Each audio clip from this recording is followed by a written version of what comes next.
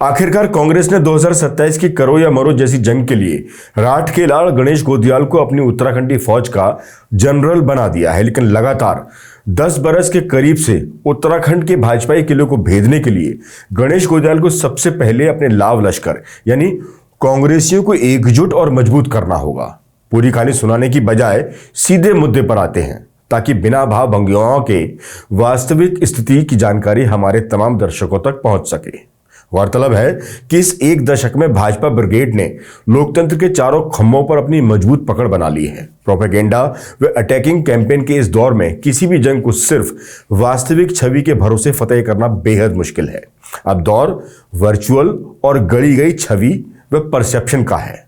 गोदियाल और उनकी टीम को नए दौर के ट्रेंड के मुताबिक ही स्ट्रेटेजी बनानी होगी, जिसमें कुछ पुराने छिटके हुए कांग्रेसियों को भी एक बार फिर से जगाना होगा, जो पिछले कई वर्षों से कांग्रेस गोत्र के तो हैं पर कुछ हद तक अपने बड़े नेताओं से तिरस्कृत हैं।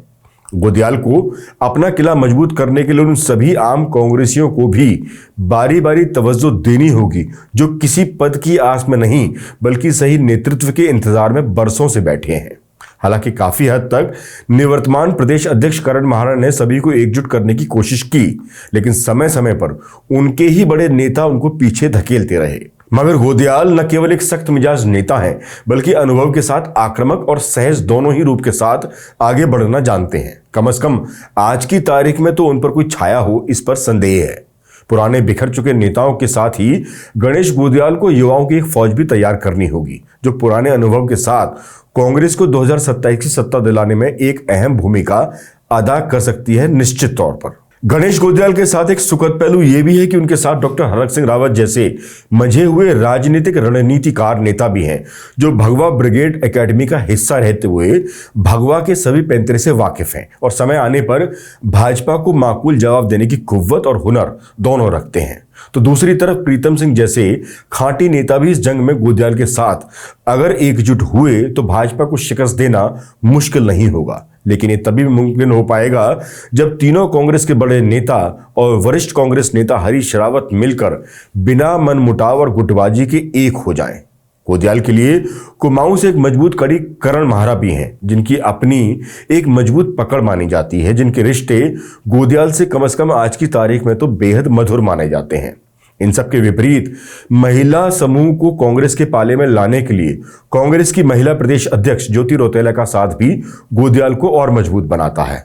इन सभी के अलावा कांग्रेस की कमान में भुवन कापड़ी जैसे युवा नेताओं को भी नहीं भूलना चाहिए, क्योंकि आने वाला चुनाव गोदियाल के तीखे तेवर, छिटके हुए पुराने कांग्रेसी और युवा शक्ति के सहारे ही जीता जा सकता है। यकीनन ये गोदियाल खुद भी जानते ही होंगे। अब सवाल यह है कि जिस तरह से देश में 2024 के लोकसभा चुनाव में प्रधानमंत्री मोदी की करिश्माई छवि को डेंट लगा है, उसका असर कहीं ना कहीं उत्तराखंड में भी हुआ है। ऐसे में अगर टीम गोदियाल उत्तराखंड में 10 साल की सत्ता की स्वाभाविक एंटी इनकम्बेंसी को सटीक तरीके से उपयोग में ले आए तो यकीनन भाजपा सरकार के लिए मुश्किल पैदा हो सकती है। लोकसभा चुनाव में हारने के बाद भी भाजपा को अपने तीखे बयानों से परेशान और बेचैन कर रहे गणेश गोदियाल को संगठन की बागडोर सौंप दिल्ली ने अपने इरादे तो जता ही दिए।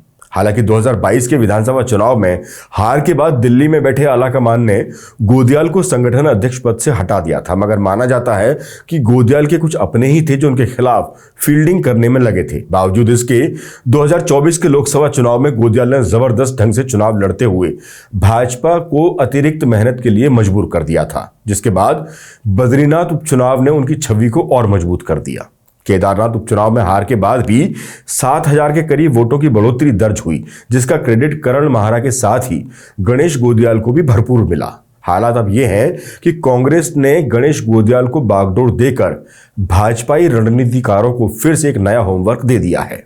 नाम ना बताने की शर्त पर कई भाजपाई नेता 2027 में इसे बेहद गंभीर मानकर चल रहे हैं। उनकी माने तो गोदियाल का कद कांग्रेस नेता के तौर पर तो बना ही है, पर उससे कहीं अधिक आम जनमानस में गोदियाल ने जमीनी पकड़ को कहीं ज्यादा मजबूत किया है, जिसमें कई अन्य दलों के लोग भी अंदर खाने गोदियाल को सपोर्ट करते दिखाई दे सकते हैं। वैसे कांग्रेस की नई टीम में ब्राह्मण, क्षत्रिय और जौनसार का संतुलन रखा गया है, जो कि तीनों ही उत्तराखंड के गढ़वाल क्षेत्र से आते हैं, जबकि नेता प्रतिपक्ष यशपाल आर्य कुमाऊं के एक बड़े चेहरे हैं जिनकी एक मजबूत पैठ प्रदेश के लगभग 18% दलित समुदाय में मानी जाती है।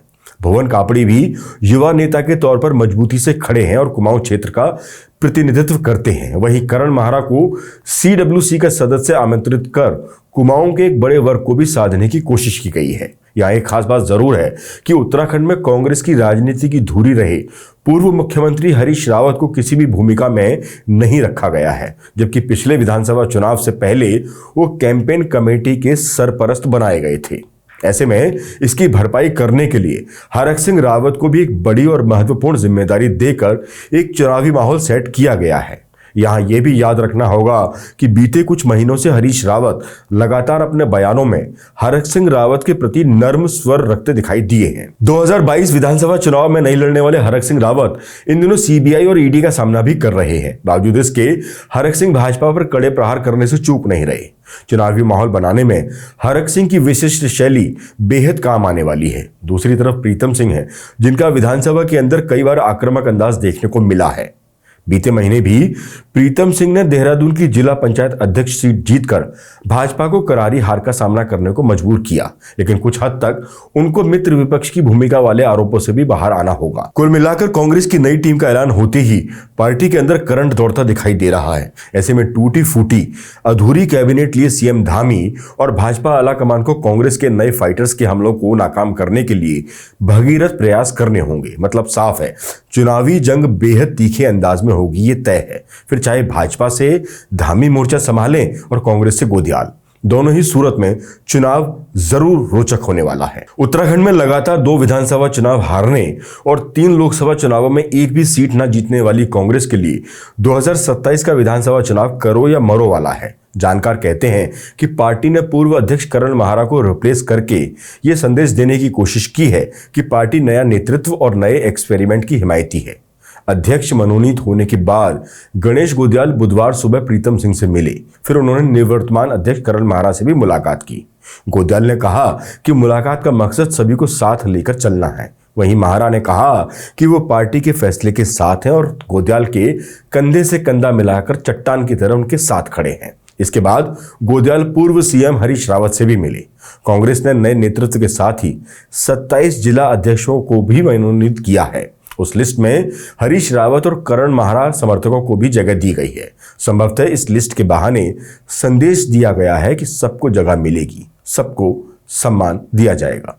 वैसे गणेश गोदियाल के सामने चुनाव से पहले कई बड़ी मुश्किलें भी हैं, जिनको पार करना कांग्रेस के लिए जरूरी है। उनमें से सबसे पहले छोटे छोटे वो दल हैं जो भाजपा के खिलाफ बिगुल बजाए हुए हैं। ऐसे में अगर गोदियाल उनको एक छत के नीचे ले आने में कामयाब हो गए तो यकीनन 2027 में भाजपा की विदाई तय है। लेकिन अगर तालमेल बैठाने में गोदियाल कामयाब नहीं हो पाए तो कई ऐसी सीट हैं जिनकी हार जीत का मार्जिन कम है, जहां कांग्रेस को नुकसान और भाजपा को फायदा पहुंच सकता है।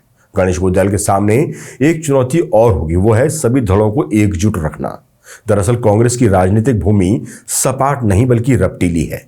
यही एक बड़ा चैलेंज भी कि वो रपटीली राहों में बिना फिसले हुए कैसे सभी गुटों को साथ रख पाते हैं। इसके साथ ही आज की तारीख में कमजोर कांग्रेस संगठन को मजबूत करने के साथ ही उन पार्टी नेताओं के बयानों पर अंकुश लगाना भी गोदियाल के लिए बेहद जरूरी है, जिसकी वजह से समय समय पर कांग्रेस को जबरदस्त किरकिरी के साथ ही हाथ में आई सत्ता से बेदखल होना पड़ा है। वैसे गणेश गोदियाल लगातार प्रदेश के मुद्दों पर आक्रामक रहते आए हैं और अगर यही आक्रामकता बरकरार रही तो ये भाजपा के लिए 2027 में एक बड़ी चुनौती के रूप में देखने को मिलेगी, ये तय है। कुल मिलाकर चुनौतियां बहुत हैं, लेकिन कांग्रेस को आस है कि 2027 में गोदियाल का नेतृत्व उनको कामयाबी दिलाने में सफल होगा। अब देखना यह होगा कि गणेश गोदियाल अपने आक्रामक, तीखे तेवर और मुद्दों पर मुखरता के बल पर क्या कांग्रेस को इस चुनौती से पार करवा 2027 में पंचम तल हासिल कर पाएंगे।